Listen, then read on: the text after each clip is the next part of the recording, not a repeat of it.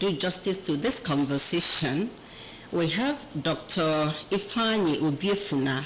Dr. Obiefuna is the editor of Angel Network. Dr. Obiefuna, welcome to Good morning, Then we have, of course, Chukwemeka Modelim. Chukwemeka Modelim is a constant here. It's a very seasoned and vast journalist. Thank you so much for having me here. Good morning, Anambra. Yeah, you're welcome. Then we have the doctor in the house, Dr. Priska Nwankwo. Good morning, everybody. Welcome to Journalist Lounge. And of course, myself, I'm the anchor, Judy Jeff Mwabeze, JJ for short. Stay tuned as we ride on this discussion and conversation.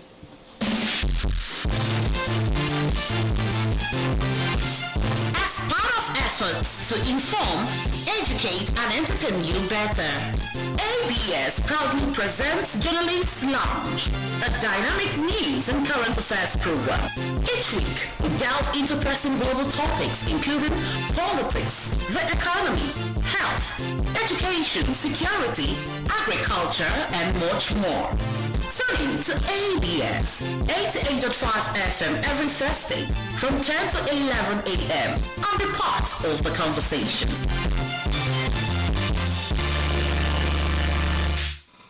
You're welcome back. Now let's begin from home. Like they say, charity begins at home. Now, ahead of November 8th governorship election in Anambra State, major political parties have picked their governorship candidates, their flag bearers. And the All Progressives Grand Alliance ABGA nominated our governor, Governor Chukwuma Soludo, as its candidate unopposed, while the APC elected Judge Nicholas Okachukwu as its flag bearer. George Moralo will be the candidate for Labour Party. Now, it can be said that with all these nominations and elections, is like everything is now set for the election in November 2025. Now, can I start with you, Dr. Obiefuna? What kind of sensitization are we expecting from these parties and the candidates, the flag bearers in Anambra State, to ensure that we have good and quality elections come November 8th, 2025? Okay, thank you very much. Let me start from congratulating the flag bearers, starting from Professor Chukwuma Soludo, CFR, the Executive Governor of Anambra State. I congratulate you once more again for your victory and for what you have done so far in uplifting the face of Anambra State to its present condition. At least we now have a government, a benefiting government house, which I learned will be unveiled by 30th of this month. So the primary election has gone, and we all know what happened in some of the parties where we have some discrepancies. We have like the APC. Let me be categorical. Like the APC primary, we had on the news Valo Zibo was saying, I had in the BBC, they Chandum. So Yahoo. I think we should all understand that politics is not a do or die affair. Yeah. Valo Zibo was in the Labour Party, and the way he migrated from Labour Party to APC was so sketchy, and also I think he lost the bearing. And he expected to get the flag. You can't just jump into a party, you just came in and expect to get the flag. It's not done that way. In party, when you come in as a party member, you queue in and study what is happening, not just because you have vied for governorship in Labour, whatever party you go into, they must give you tickets. No. Party needs, we have what we call party faithfuls. You need to be grounded. You need to know the party members first. You need to know the anthem of the party. You need to know the rudiments of the party before you start talking about getting the ticket. So I think when it comes to APGA, I think the most transparent primary we've seen is in APGA.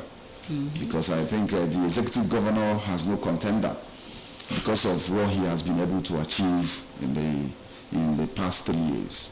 And I also want to use this opportunity to beckon on the Anambra. When you want to criticize a working government, let your criticisms be constructive. Criticisms helps government to grow. We are not excluding criticisms, but when you want to do that, let it be constructive. So I think the primary has come and gone, and the November 8th election is, I think, is going to be a walkover for Professor Chukwumacha Soludo, because the demise of Ifeanyi Uba was also a walkover for Professor Chukwumacha Soludo. And also, another pressing issue was the issue of Senator Ifeanyi Uba, over 4,000 disciples that collapsed their structure to APGA. I think is also a welcome development, but I know they are hungry because their master is dead. And if their master is not dead, I don't think they will come in and collapse. So that is politics for you. And one thing about politics is that when you come in, people will look at you and see what's your intention. So I think I'll stop from here. It's okay. Can you share your thoughts about that? Yes, the primaries, have come and gone. I monitored APGA governorship primary election held at Dr. Alase Kweme Square last Saturday. It was peaceful, very, very peaceful. Over 3,000 delegates from the 21 local governments in Anambra State participated in that election, where they affirmed the current governor of Anambra State, Professor Chukwuma Soludo, as the sole candidate of APGA for November 8th governorship election in Anambra State.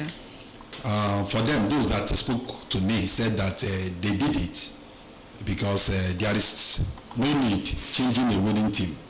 If it's not broken, why mend it? Yes. There's no need changing a winning team. So APGA, has always had credible primaries over the years. So that is for them. Now, when you look at the way APC conducted theirs, they also did well.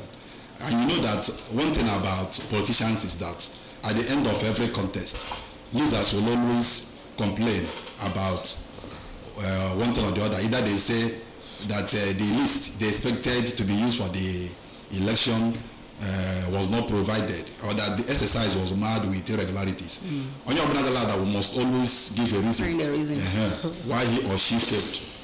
Okay, and at the Labour Party you have George Mohalo, who is also well known. Okay, he has served at the national level and very popular in Anambra State. Now,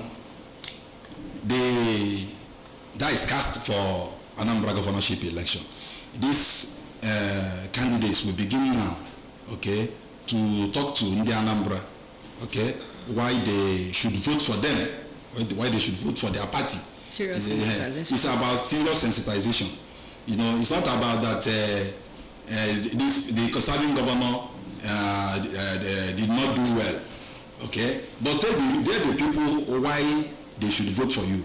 This thing should be based on issues, not politics of calumny. They should desist from politics of character assassination. Okay, we should not do that. It's about convincing the people what they intend to do differently. Yeah. What I'm coming to do differently. If you think that the current governor has not done well enough, okay, to warrant second tenure, to deserve second tenure, okay, tell India Anambra, okay, all of us are in this state. We know what is happening here, okay. So do the right campaign. Discuss issues, not discussing personalities. Okay, that is does that. And I don't know why some politicians will always say that their own party, is the best to be voted for during the election. When personally I have not seen what much they have done, okay, in Anambra State to deserve our votes. Now, okay, so it's about telling the people what you are coming to do, not tell them what you are coming to do differently, what I'm going to do differently, that the president of the government has not done.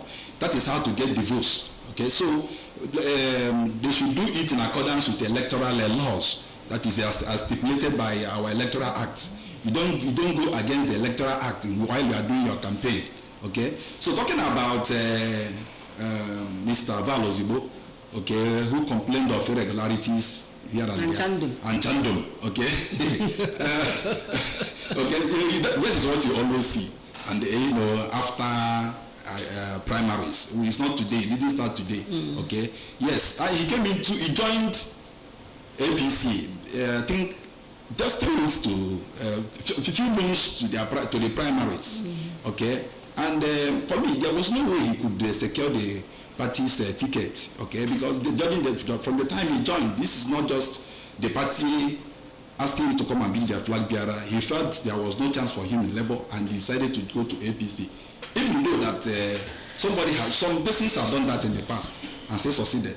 Like when Soludo joined Anambra politics. Okay, it was just a few months to I think that was 2014 Anambra governorship election. He became the Apuga governorship candidate because his predecessor then did well. Peter did very well, and that was why Obiano, was accepted by Anambra, by the party, and it was very easy for him. So this time around, the party you joined, okay, it's not even popular in Anambra.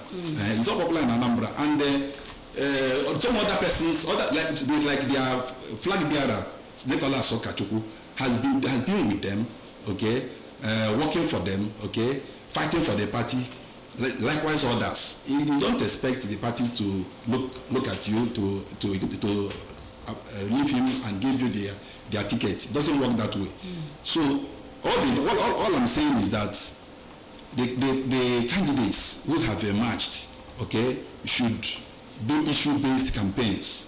Okay, tell the people what you should do differently. That is the way to do campaign. It's not about name calling. It's not about character assassination. Okay. In the words of Dr. Obiefuna, Nicholas Okachuku knows their anthem. Okay, Doc. Priska, can we hear you? How do you think the states in their number can be sensitized with regards to November 8th election? Okay, well, I think we should tell our people to, let people's works speak for them. And we shouldn't be carried away by sentiments. But the thing here in this part of the world is, especially among young people that are always supporting political parties and their candidates, is that we are always interested in our pockets. We do not believe in ideology, neither do we believe in what somebody is bringing to the table. All we are interested in is what somebody is going to give us that will fill our pockets. And here we keep saying that young people that are the leaders of tomorrow and all. But you see that it's the same young people that we are looking up to, that are the ones that are messing up the system. When it comes to election, it's young people that will be used for thuggery. It's young people that will be used for ballot box snatching. And it's young people right now, after this primaries, because I've been following it when the primary was conducted, all over the media, you see young persons right now. The primaries was just conducted. They're already throwing shades, committing different kinds of campaign, trying to malign other candidates when the elections have not even started. Now, imagine when the campaigns kick off in full gear, what is going to happen? I think we should remember that whatever you eat today, it is today. Now, so it's not as if you eat it today, you still eat it tomorrow. So instead of being interested in what we can gain, we should be looking at what the leaders have to offer. Because at the end of the day, everybody is going to feel it. Yes. Everybody that voted president right now is complaining that the economy is this, the economy is bad. But then everybody was saying, I don't care, just give me the one I'll eat today. But why are you complaining? Why are you complaining? Yeah. So we should be thinking of the future, and we should be looking at what these candidates have to offer us. do they have a template? Do they have something to bring to the table? We shouldn't be looking at what we are going to gain, but rather what is going to be for the benefit of the public. Long term. So I think that is what we need to be looking at. And when the campaign starts, I'm also urging everyone, just like my colleagues have already said, we should focus on issue-based campaign as opposed to a campaign of calumny or maligning candidate, because that does not actually show that you're a better candidate. Let your works speak for you. Right. Thank you so much for that contribution. Now, let's move over to Plateau State. Plateau State has been in the news for wrong reasons, and of course, a lot of things have been happening there.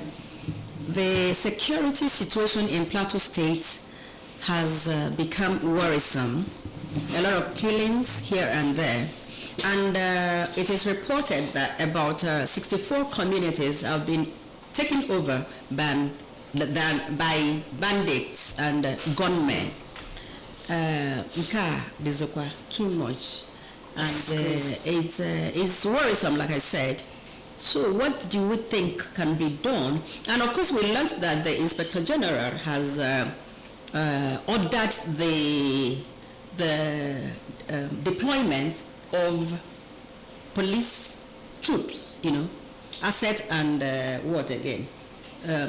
asset and tactical squad, to that place to help check the security, the security situation in that place. So what do we think can be done, to checkmate what is happening presently in Plateau State? Well, okay, sorry. We can borrow Anambra State as a case in point. We'll see what the governor is doing. Yeah, there was a security crisis in the state, and the governor decided to step up by inaugurating Operation Udogachi and Agune Chamber. When there is a security crisis in the state, the person that will be held responsible is the chief security officer, who in this instance is the governor. Now, some people ask people why they always jabba. People think that people mainly jabba from Nigeria because of just economic reasons. No. You see that even if you have money, your life is still at risk. Even if you're the hotel owners and dangotes of the world, you're still not secure. And you wonder why people are all getting second passports, getting businesses and establishing in other countries. It's so in this kind of scenario, when these things happen, they will have somewhere to run to. And that shouldn't be the case, because if you're not safe in your home, where in the world do you expect to be safe? Because when they lose a man, two people, but you come here, you scatter, you just act because it hasn't gotten to your doorstep. Now take, for instance, then that there was a highway one chance incident at Abuja.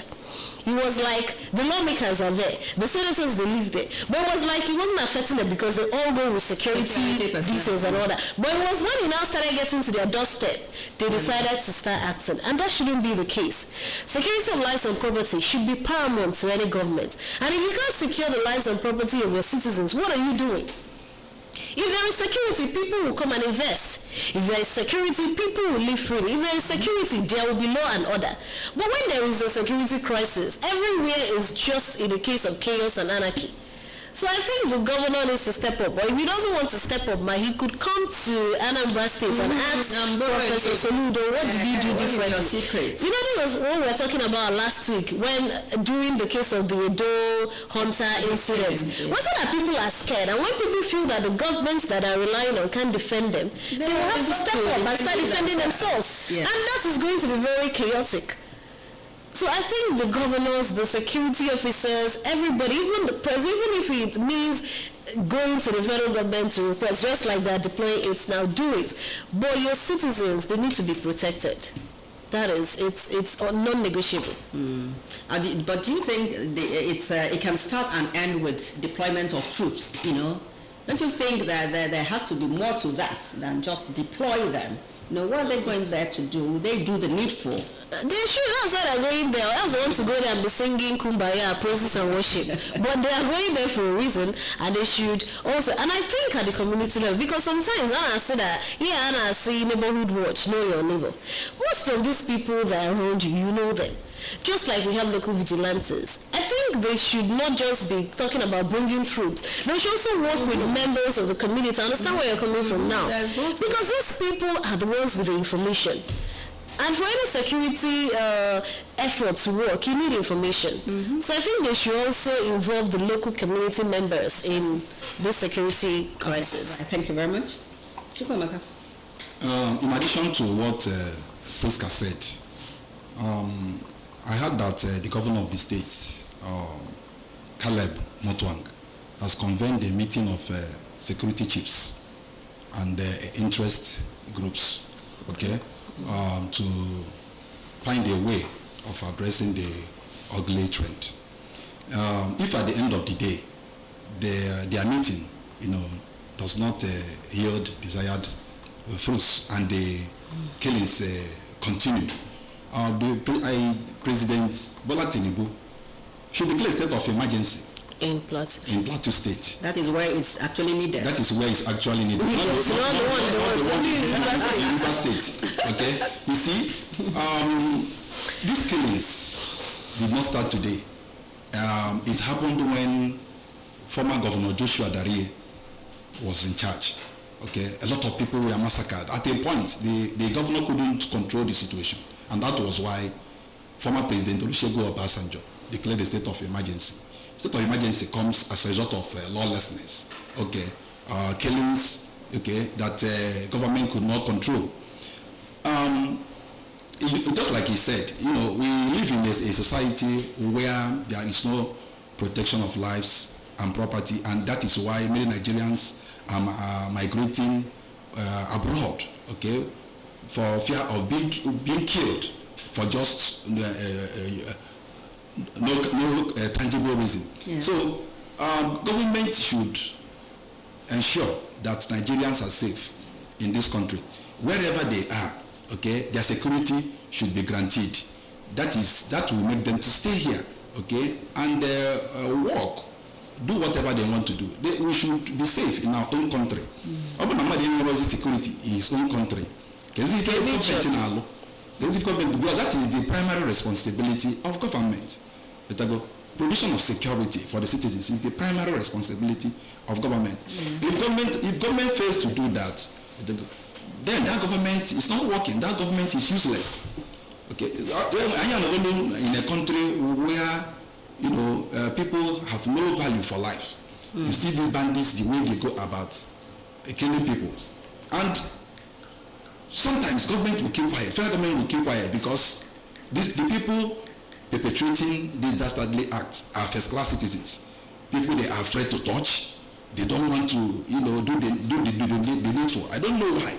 Okay, but when it happens elsewhere, in the southeast here or south, the federal government will just take decisive action about that. We condemn this in its entirety. Okay, the situation is beyond the control of Plateau State government. Federal government should just come in. Just like you said, over 50 persons have been killed already, and who knows, how many will still be killed. So government should do the needful. If the situation is beyond the control of the state government, federal government should come in to stop the killings. Abroad today, kind of killings in Plateau. So if there is something responsible for that, the stakeholders, the state government and the federal government should engage them through dialogue and address that, so that the residents of Plateau will feel safe to live there, do their legitimate businesses, just like Nigerians in abroad, okay, do. Not the ones in other parts of the country, because I don't think there is security in any part of Nigeria. The country is grappling with insecurity, and that is why we are experiencing this immigration of Nigerians to overseas. So government should just ensure that Nigerians are safe in this country wherever they are. Yeah, thank you so much. Dr. Biafra. Okay, it's quite unfortunate that from the inception of the governor of Plateau State, Motwang, crisis has been emanating from Plateau State. In fact, before this recent crisis, we learned that in the news that the bandits told the farmers to pay over 170 million naira for them to be free to farm in their lands. And they refused to pay the money, and the crisis continued. This is a sign of a failing state. And when a state begins to fail, it means the governor or whoever that is in charge has not done what he or she ought to be done. I see him with so many excuses. The governor is giving so many excuses, trying to pinpoint some sponsors of the crisis. This is not the time to lay excuses. I learned yesterday that some of the dead bodies were sent to the government house. So it is quite unfortunate, and I think the governors should borrow a leave to other governors to see, maybe meet Professor Chukwumacha Soludo to see how he was able to nip it from the bud. They should come for tutorials. So, and one other thing I see about the Plateau issue is that it is generating to genocide. And if this continue, I think there's no need for waiting any longer. I think a state of emergency should be declared there, because lives and properties are no longer safe. The primary aim of government, as stipulated by 1999 Constitution in Section 14, is to secure life and property. So it is quite unfortunate. When I saw some of the cops, they were all brutal. Some were macheted in their faces, and it was unpleasant. And I think if we should continue like this in Plateau State, I don't think there's anything like investment that will come into Plateau. Precisely. We have so many farm produce we in the southeast get from Plateau State, like the tomato and the potato, the red potato. Some of this red potato, like yesterday I went to a cocker to look for it. I couldn't see any.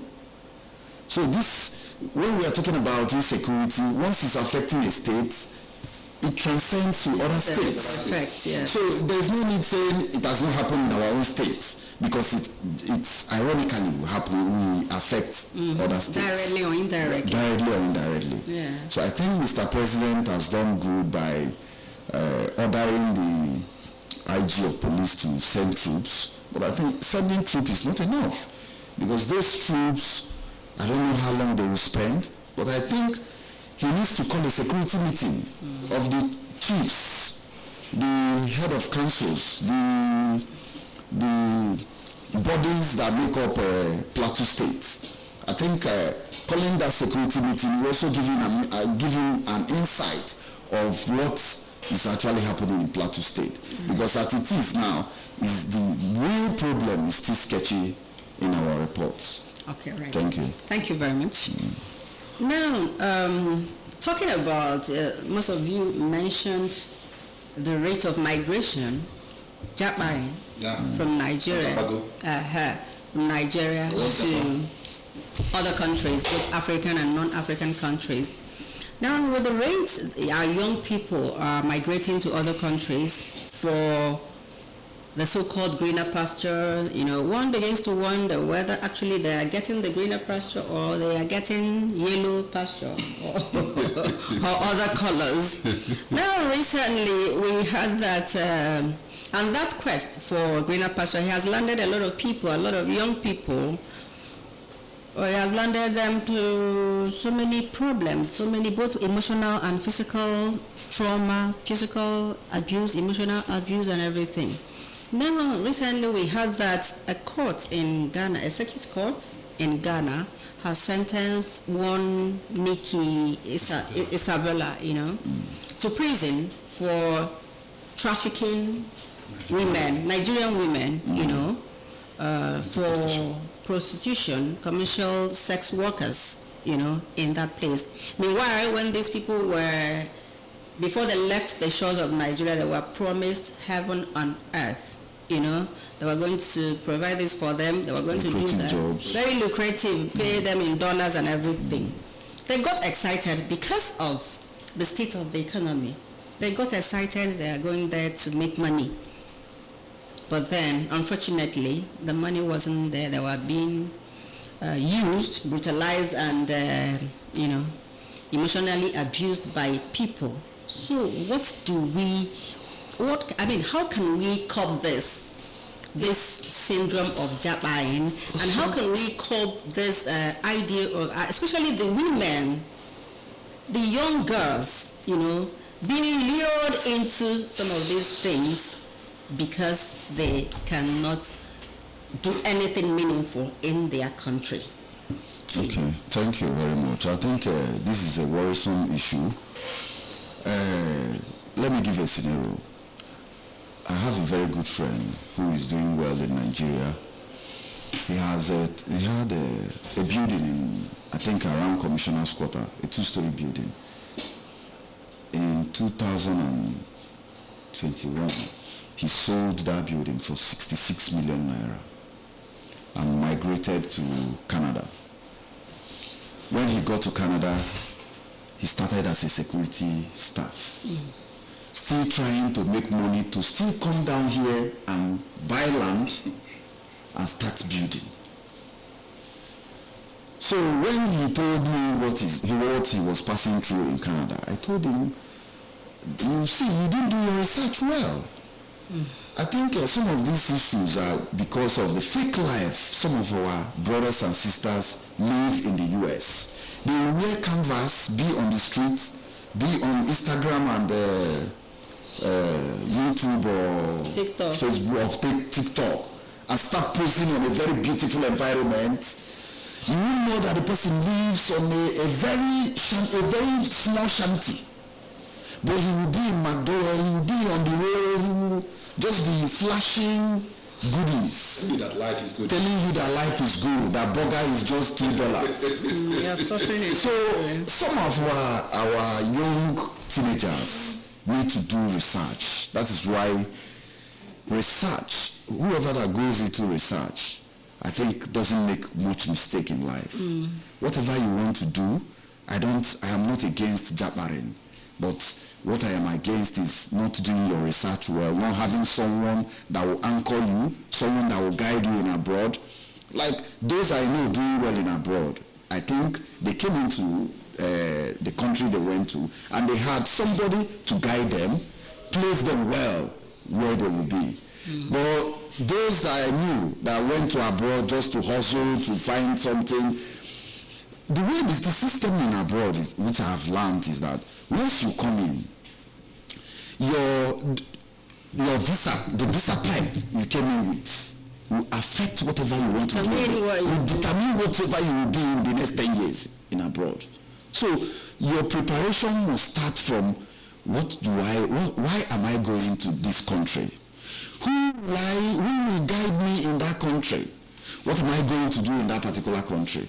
Because as it is now, I think just the last time I came to ABS, I think I mentioned it, that our governor should look into getting the list of Anambra that has been in jail in abroad, so that he can start talking to those countries, especially in Brazil, China, and start talking to the president and see how we can secure them, maybe on bail or on something. Because this trafficking, this what we call migration trafficking, didn't start today. It started a very long time ago. Yeah. And if we continue like this, our professionals are all gone. You mentioned about, we can see when you go to the health sector now, you see that our professionals are migrating. Welcome to them. So I think the government also need to help, and the church. The church should not just rely on second collection or third collection. They should also inform the people the importance of utilizing whatever you have here in Nigeria, the importance of making your one kobo count, the importance of the hard work pays, not telling people that we have second collection. Cathedraticum. These are primary. The primary things I think the church needs to do now is to mold their followers.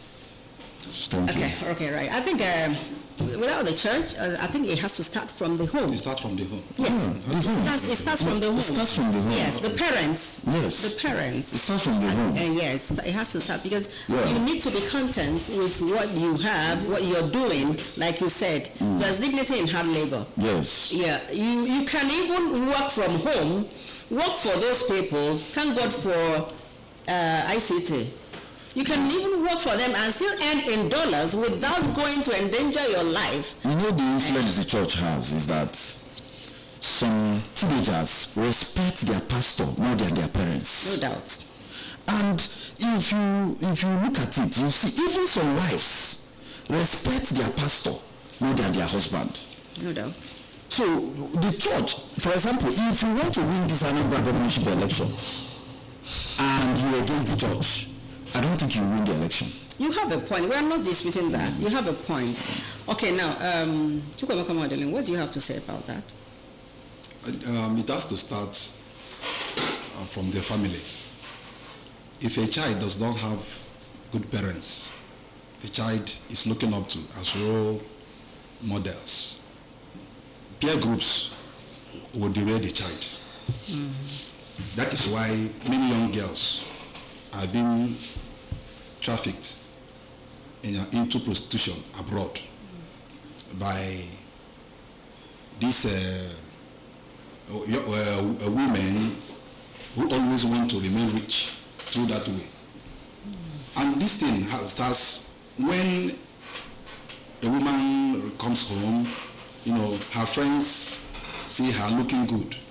They don't care, what she does, where she is based, for a living. All they want is to be like her overnight, okay? And they end up being used as prostitutes over there.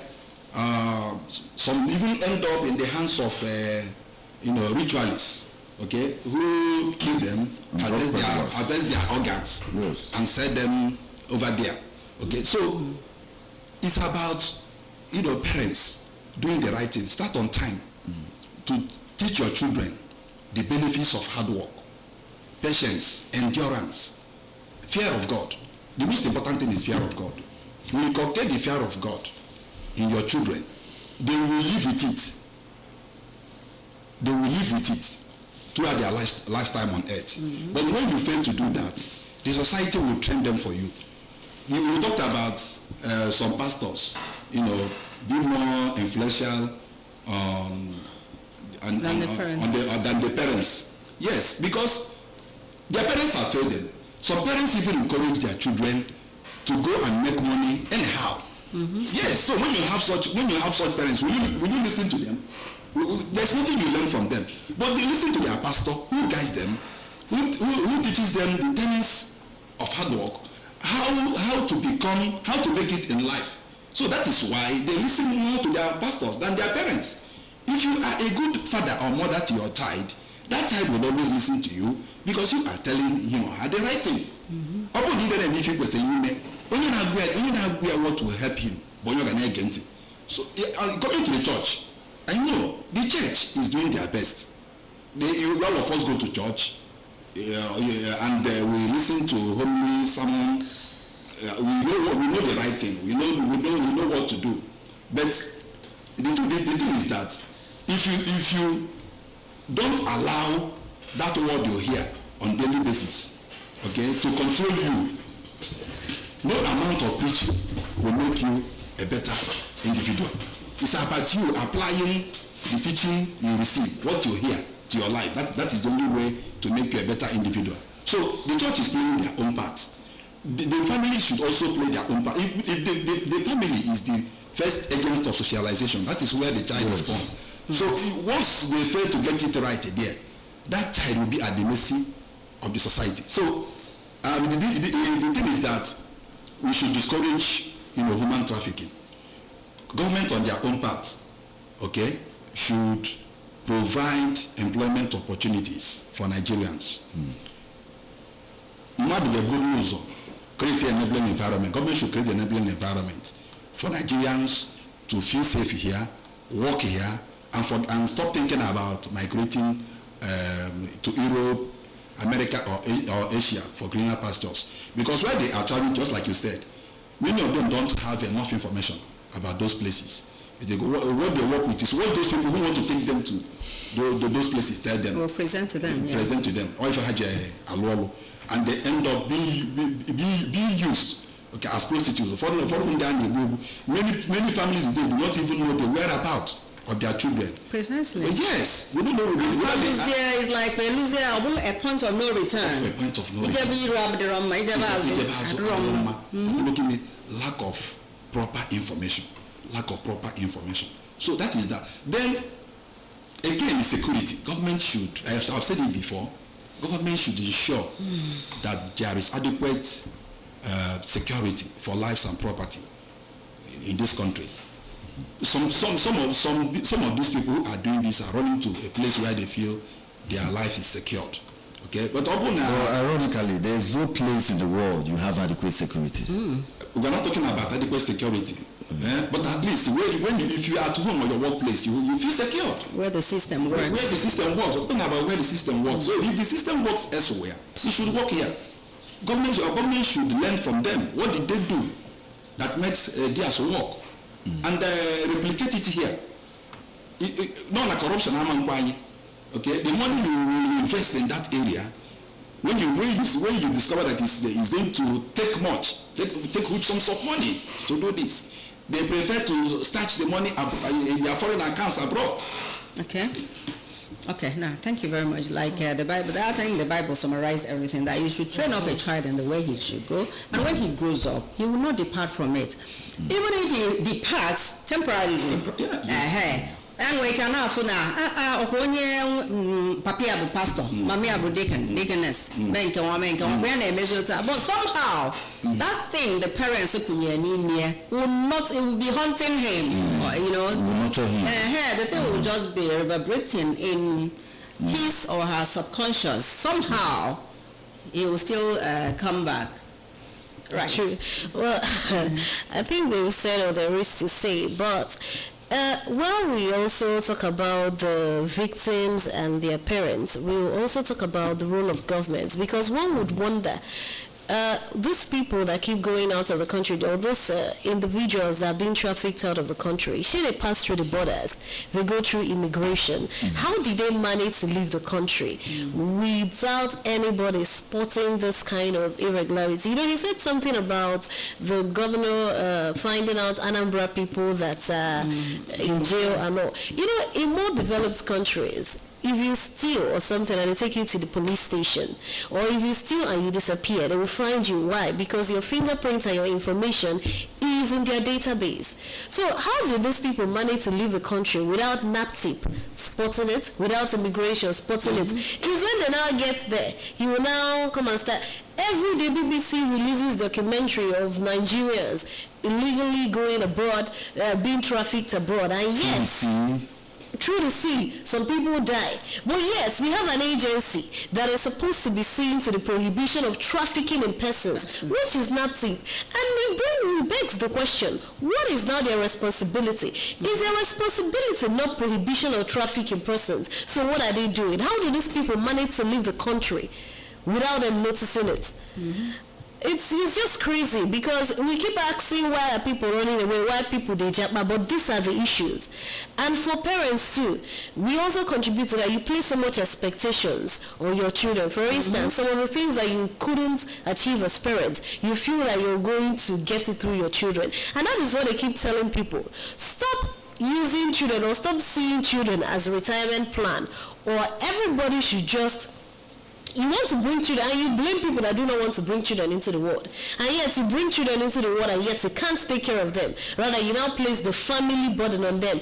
A girl came out the other day online on social media and was saying that she regrets her parents being her parents. That right from when she was a teenager, she has been the one catering for her younger ones. And now that she single-handedly put herself through school, what is she doing to put herself through school? How did she put herself through school? And that now she's working. Her parents are still placing the burden of sponsoring her younger ones on her. Why do you bring children into the world that you can't take care of? And you blame people that decide that they don't want kids. Having children comes with responsibility.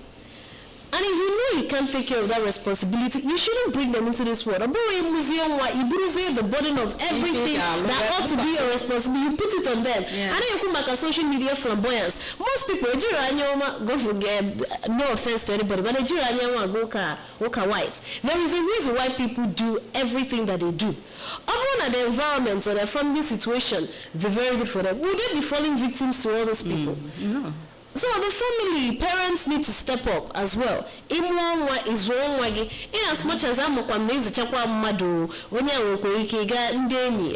around, but do your own part first. Yes. Then I have to just decide more government but do your own part. Because this thing, imagine from Ghana, a woman from Ghana came here to traffic our girls. It's just crazy. All the crazy. It's very pathetic. All right, thank you very much. We're not yet done with the Japan syndrome. This one is about brain drain. Brain drain in the health sector. That one too is worrisome. And I think statistics show that about 16,000 medical doctors have left the shores of Nigeria for Europe or elsewhere, within the last 7 years. About 16,000 doctors. Wow. Statistics show that. That's the much we know. But there could be others. It could be more. Yes, it could be more, but this is not very healthy at all for the nation, Nigeria. It's not healthy for us. It's not even the health sector. So what can be done to curb this migration, this mass exodus by medical doctors, or what do you think contributed to that? Well, the system, of course, is rigged against them. The system is not favoring them. Now, I'm not even talking about the poor remuneration.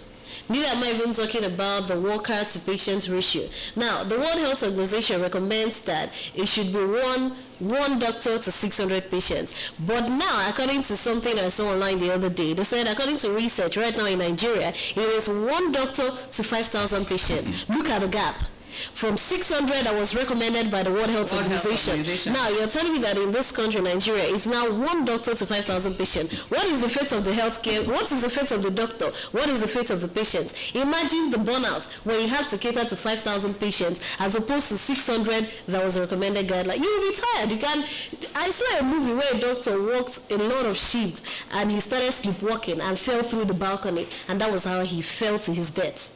Now, when you overburden medical practitioners, you're not helping the patients. Exactly. You're stressing them, and when they're stressed, it invariably affects the patient. And that is why certain medical negligence mistakes that they make. And also, you're not paying them more. Somebody will go to school and spend that number of years and money to become a medical personnel, and you can't even pay the person enough salary to sustain the person.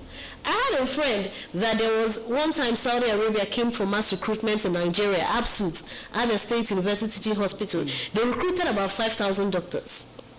But it wasn't just the exam alone itself, but almost more than 220,000 doctors applied for that exam, and they ended up picking, I think, 5,000 in the first stage. At the end of the day, I think they picked 20 doctors in that number. And the guy is telling me that his leave allowance is $1 million.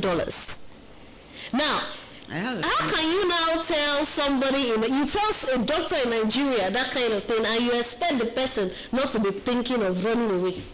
So the system is rigged against them. And if the system is rigged against the healthcare workers, invariably the system is rigged against us, the patients.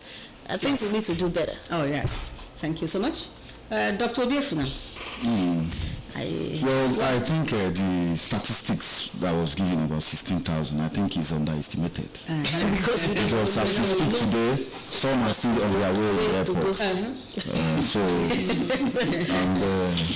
Before the year ends. And some are also dusting their bag to travel to Europe. Yes. So I think my very good friend who was working in Guinness Eye Hospital, before he got that job, there were about those that sat for the exam was about 1,300 doctors, and they employed only 5 doctors. Okay. And he was among The 5. the doctors that was employed. He was a very vibrant and intelligent student, an intelligent doctor. So, but he migrated to Canada. When he got to Canada, with all his certificate, he couldn't practice as a doctor. So when I was having a chat with him, then what are you now doing in Canada? He told me that where he works, that he feeds birds. Do you understand? A medical doctor. He feeds birds, peacock, different kinds of birds. He feeds them in the morning. So it's worrisome. Even some of our doctors that are migrating out, they don't even do research. Because not every medical doctor that travels abroad gets a better greener pasture. Not even practice it. The major issue is just to get a greener pasture. People are not traveling to start practicing. People are traveling to make more ends meet. Yeah. Because the economy of this country is so unbearable. It's so unbearable. Okay, can you check in Oka, for example, now? If you're looking for a 2-bedroom flat, you talk of 1 million naira or above. Yes, my friend that got one the other day, 2.5, three bedrooms. Okay, you can imagine 2.5. At least you need to start looking for a land to buy. But this is just a 1-year house rent. And the medical doctor that receives maybe 300 or 250,000 after working for 8 hours every day, because they always have extra hours. Yeah. Because the patients are much. We have sick calls every day. People come to the hospital for one thing or the other. So after all this, he goes on with 250,000 naira or 300 maximum. From there he feeds, from there he pays his house rent, and his colleague working in UK gets over £6,000 annually, or even more. So how can you compare so? So what we are saying in essence is that we are not just blaming the government alone. I am calling on the private sector also to help. We've been talking about minimum wage of 70,000. How many private sector industry pays up to 50,000 monthly? So the economy is bad is not just for the medical doctor alone, because even the medical doctor has those from his salary or her salary, those he will cater for.